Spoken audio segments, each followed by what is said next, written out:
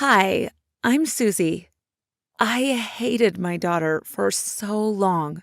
Now, before you judge me and call me all sorts of names for being a bad mother and all of that, I'd like you to hear my story. Typical story of boy meets girl and they fall in love. Nothing special. James and I graduated from college with good grades, but getting jobs became an exhausting task. I worked as a waitress to earn some money while James was hunting for a real job. Everything is going to be fine, sweetie, I usually said with tears in my eyes, which I quickly blinked away. We went to bed hungry most nights. There were some times I stole food from the cafe just so we'd have something to eat. I was cut one day and given a strict warning.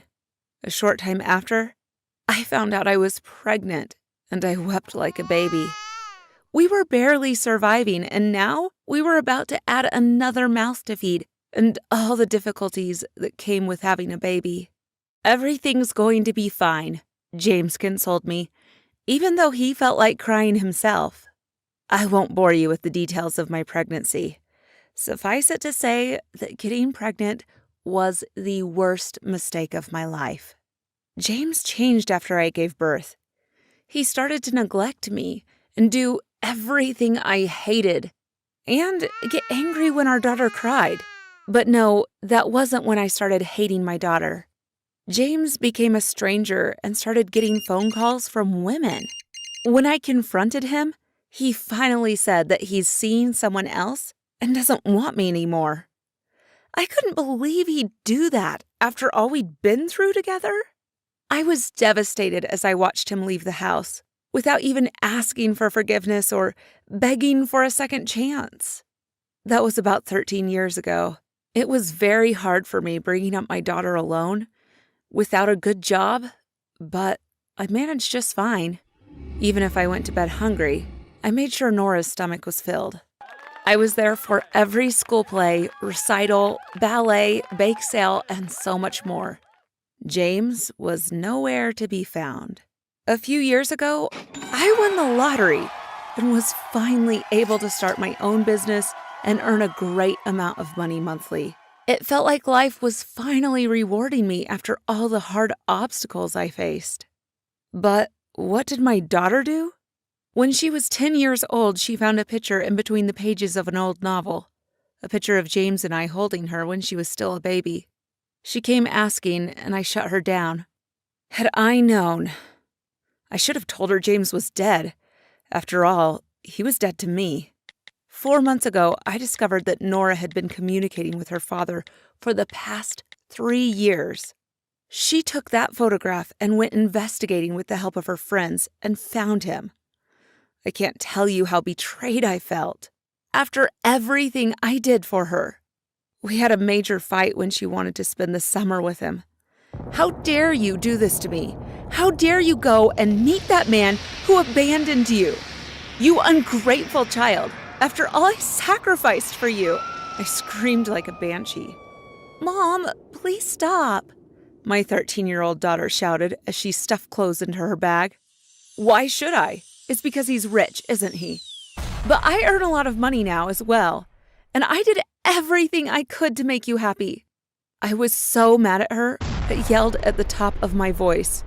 Yes, James later got his dream job. With tears in her eyes, she said, "Oh, Mom, how can you say that?" She left the house with me still shouting at her. That was the beginning of so many quarrels. I felt betrayal so strong, it was bordering on hatred. I told her everything I went through in the hands of her father, but she still went ahead to have a relationship with him. It got to a point, Nora and I no longer spoke to each other. Now you know why I can't stand her. It might seem petty to you, but I can't describe the hurt I feel.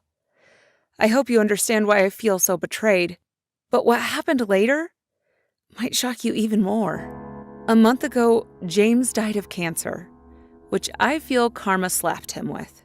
Nora was so inconsolable, but I couldn't feel pity for the man who not only broke my heart, but stole my daughter as well. Wicked of me, right? I'm sorry, but that's the way I felt. That day, Nora walked into the room in a plain black dress, looking like her father died. Well, he did. Her eyes were puffy from weeping, and I wished with all my heart that she'd be this sorrowful when I died. She walked to where I was calmly seated and threw a letter in my face. "What's this?" I asked. "It's a letter from Dad to you." "Get it away from me," I snapped. "Read it, for goodness sake," she yelled and rushed out of the room. After staring at the letter for a moment, I opened it resentfully and read it. What I read was not what I expected from James. "My dear Susie, the only woman I ever loved. This letter will come as a surprise to you, but I feel I have to explain things so that you can stop hating me, even in death. I'm so sorry for ruining your life. When you told me you were pregnant, it was bittersweet news to me. I was happy the woman I loved was pregnant with my child, but I knew what it would do to you, as things were very difficult for us then. But what you didn't know then was that I was diagnosed with cancer. I couldn't tell you and ruin that amazing moment for us. I know that what I did was wrong, but I didn't have any idea what I should do. So I pretended to be with someone else and started to treat you badly just so you would leave.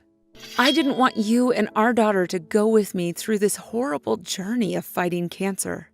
I'm so sorry, my love. I died the day I left you, but I thought it was for the best. I sent you money through your boss every opportunity I got and made him call it a raise. You didn't win the lottery, my love. I sent you that money immediately after I made my first million, and I'm happy you used it to set up your dream business, which has made you live in comfort with our daughter ever since. I beat cancer a while before that, but I was told the chances are high that I would become sick again, so I couldn't risk it. I wanted to love you from afar, but I couldn't die before meeting Nora. When she found me that day, I couldn't help but take her into my life. She's a wonderful daughter, thanks to you. I'm glad you found happiness without me. I'm so sorry for everything. Please, find it in your heart to forgive me. I love you." Tears ran down my eyes in waves. Nora came into the living room, stared at me with pity in her eyes, and sat down to draw me into her arms. We cried together. "I'm so sorry. I'm so sorry," I wept pitifully. "It's okay, Mom. You didn't know. He explained everything to me when we met for the first time, but he told me to keep it from you. I had to respect his wishes. He was afraid you'd get back together, and then he dies and leaves you in tears. But I convinced him to write everything in this letter." That moment, my daughter and I connected again. I regretted all the time I spent hating her and her father. Maybe it's too late now, and I can never tell James how I feel. I want to punch him in the face for doing this to me, but also to hug him and kiss him and forget all the pain. It's too late. But it is not too late to love our daughter, the fruit of our love, forever. I was going to school when suddenly I felt someone pushing me to the ground. "Ouch!" I screamed. I fell on my side, but before I got the chance to get up, I felt someone handcuff me. At first, I got excited and thought it was my crush from school acting all playful with me. I mean, I've been sending him signals the past few weeks. But then I heard a car coming and someone screaming, "Get the door open, hurry." What? As soon as I realized that someone was attacking me, I started screaming for help, but no one was around. I struggled to free myself, but my kidnapper was so strong. He wouldn't let me go. Then he dragged me into a minivan and closed the door behind. I was claustrophobic, so it was not long until I passed out. I woke up later having the worst headache of my life. I was laying on a bed in a small, old, dusty room. I was confused for a bit, but then I remembered what had happened. Who the hell brought me here? I headed to the door and started knocking it hard. I screamed at the top of my lungs, "Get me out of here! Hello? Someone! Get me out of here!" Someone responded, "Hey you, we're coming in a second." I stopped yelling. I put my head on the door trying to eavesdrop, and I heard someone saying, "She's not the one, you idiot! I told you she's blonde. This one has brown hair." Wait, are they talking about me? I heard their footsteps coming toward me, so I took 2 steps back. The door opened and a young man walked in. He was handsome, so hot. I'm talking Noah Centineo hot. He looked at me and said, "Listen, sorry. This was a game. We're aiming to fake kidnap another girl, for fun, but my friend picked you by mistake." What? I yelled at him. Are you freaking kidding me? You almost gave me a heart attack, and you say this was a game? I'm going to call the police. The guy got scared and he started sweating. I looked at him, shaking, not knowing what to do. He said, "I'm sorry, I promise it was just a game. We didn't mean to hurt you at all. We had planned this to trick a friend. Please, we're just two stupid high school boys." Seeing him so confused and stressed made me feel for him. So I said sarcastically, "You losers, I thought you were a badass gang that kidnapped me to blackmail my father. Move, I need to go out." I took my bag and headed to the door. The guy had a stupid smile on his face and said, "Wow, that easy?" I didn't respond. I just got out, ordered a taxi, and went back to school like nothing had happened. They just ruined my morning, that's all. I thought that I would never see that guy again, but to my surprise, a week later I found him working in a fast food restaurant that opened recently in the area. He was the cashier. When he saw me, he said, "Here comes the strongest girl I know." I smiled and said, "And here is the wimpiest boy I know." He laughed and handed me the change with a piece of paper that had his number. It said, "I would love to take you out. Here is my number if you are interested. Nolan." Smiley face. At first, I didn't want to call him, but then I kept thinking about how cute he was and that we would make a great couple. I've never had a boyfriend before, and I really wanted to experience what it's like to date. So at night, I sent him a message. "Meet me for coffee tomorrow around 5 o'clock at JoJo's, Amy." He instantly replied, "Sure, Wonder Woman," winky face. So we met. Nolan was so charming. It was like he read the magical book of how to be the perfect boyfriend and did everything accordingly. He had a red flower with him. He gave it to me and said, "You two are both alike, soft, attractive, and breathtakingly beautiful." It melted my heart, and it wasn't long until we started dating. I fell in love with him, and soon I invited him to my house. Nolan was stunned by what he saw. He didn't know that my dad was that rich. My house was more like a mansion, and I had everything a girl my age could dream of. And Nolan felt so insecure about it. I noticed how he looked at things around with utter shock, like he never imagined being in such a place. "Is there something wrong?" I asked. He muttered, No, it's just that you're really rich." "It's just my dad, not me," I said, hoping that it'd make him feel more comfortable. Unfortunately, it didn't. After a few visits to my house, Nolan became more and more annoyed by the fact that I had everything. He was subconsciously thinking about it all the time. Every time he bought me a shake, he said, "You've probably had better." Or if he bought me a gift, he said, "Sorry, that was the only thing I could afford." His comments pissed me off. So one time, after he said one of his stupid comments, I confronted him. I said, "You know that those comments make you look so insecure. I like you for who you are." Nolan didn't believe me. He sarcastically responded, "So basically, I'm your side puppet." That infuriated me. It was like he wasn't listening to what I was saying. I asked, "What do you mean?" He responded, "I'm just another item to brag about. Look at me, I have someone who's totally in love with me." His comment disgusted me, so I screamed, "Well, if that's how you think, then maybe we shouldn't date at all." He simply said, "Fine," and then walked away. I couldn't believe my eyes. He just turned around and left. I thought we had the best relationship ever, but apparently I was wrong. Nolan just disappeared. He didn't try to contact me whatsoever. It broke my heart, but if that's what he wanted, so be it. But then, 2 weeks later, I found him having dinner with Tamar. Tamar was one of my friends from middle school. She was the Kim Kardashian of our group, the richest and the most spoiled of us all. But I stopped seeing her because she was too full of herself. She always accused me of being jealous of her. If we happened to buy the same dress, she would tell everyone that she bought it first and that I had no sense of fashion whatsoever, and that's why I was copying her. But that was not true.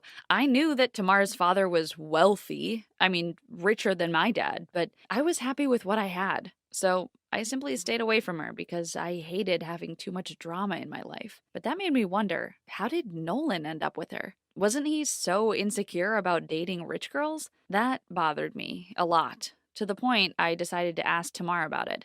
I DM'd her over Instagram saying, "Hey, I saw you the other day with Nolan. How did you two get together?" She responded, "Why? Are you jealous? He is the cutest, isn't he?" Her response made me cringe, but I asked anyway. "No, not at all. I think you are a cute couple. He was just my friend, and I wanted to know how you met." And to my surprise, she said, "It's kind of a funny story. Nolan kidnapped her by mistake while he was playing a game with his friends, and they hit it off just after that. That jerk. Was that his trick to pick up girls? Thank God we're no longer together. I was stupid to feel sad after breaking up with him. She can date him as much as she wants to." The next day, Dad called me to his office. He looked worried and disturbed. He asked me anxiously, "Honey, did you see my Rolex watch? I thought I left it here." I answered, "No, Dad. Why?" And he responded, "It's been missing for a while and I can't find it." Then he added, "Never mind. I probably lost it somewhere."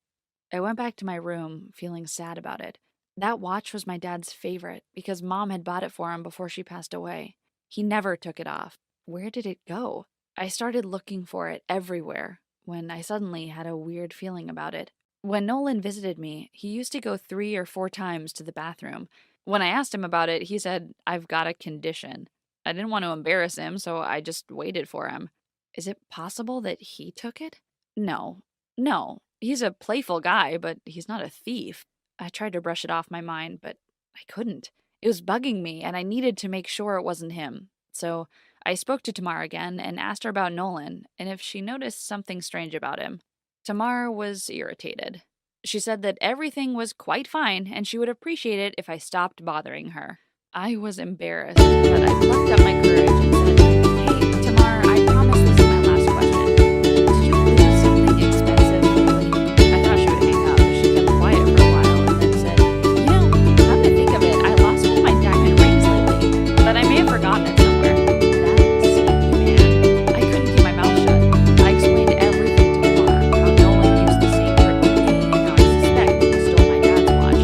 She was furious that Nolan manipulated her that way. I thought she was more pissed because I dated him first, but anyway, we both decided to get revenge. One night, Tamar invited Nolan for dinner at a fancy restaurant, and while they were having dinner, she excused herself to go to the bathroom. But before she went, she took off her expensive gold bracelet and put it inside her bag. I was sitting at a table next to them, ready with my camera. And to our disappointment, Nolan didn't go for it. We thought he would be tempted to steal it because it was worth thousands of dollars, but he didn't do anything. The date ended and nothing happened. Tamar went back to her house with Nolan. I followed them and I sat in my car waiting outside for Nolan to get out of the house. I wanted to speak to Tamar to figure out our next step. I got bored, so I started scrolling through my Instagram, and then I got a notification from Tamar's account. She went live. What happened? I clicked on the video and oh my God, Tamar was shooting a video of Nolan. She was upstairs and he was downstairs.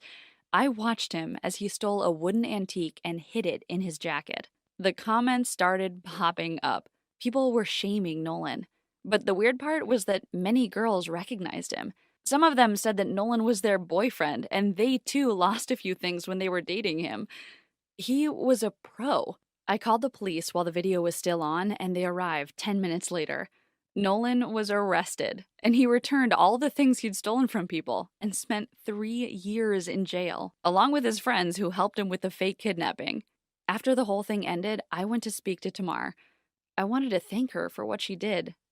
My father got his watch back, and he couldn't be happier. I thought we could be friends again, but when I called her, she said in a nasty tone, "You don't have to thank me. You're still a loser. Just don't get into trouble again, you stupid girl." Gosh, she'll never change. What do you think of my story?